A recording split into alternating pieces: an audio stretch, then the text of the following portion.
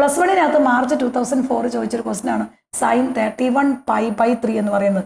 ഇവിടെ നമ്മളൊരു ക്വസ്റ്റ്യൻ കിട്ടിക്കഴിഞ്ഞാൽ സൈൻ അങ്ങനെ തന്നെയായിരുന്നു. ഈ π/3 എന്ന് പറയുന്ന വാല്യൂവിലേക്ക് ഇതിനെ മാറ്റി എഴുതണം. ഈ π/3ക്ക് യാതൊരു വക ചേഞ്ചും വരരുത്.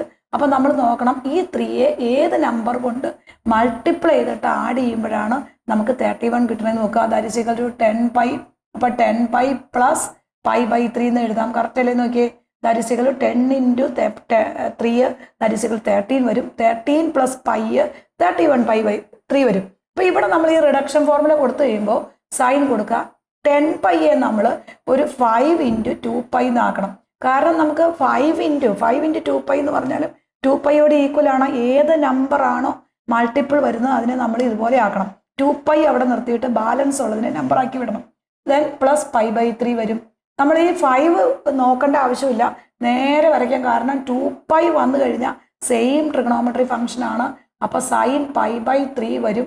സൈൻ π/3 എഴുതി സൈൻ π/3 വരും. സൈൻ π/3 വരുമ്പോൾ ചെറിയൊരു നമ്മളൊരു കുരിശ് വരയ്ക്കുക.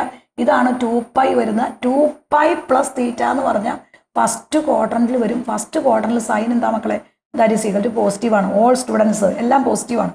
അപ്പോൾ തന്നെ ആൻസർ ഈസ് പോസിറ്റീവ് വരും. സൈൻ π/3 എന്ന് പറഞ്ഞാൽ സൈൻ 60 ആണ്. സൈൻ 60ന്റെ value that is equal to √3/2 വരും.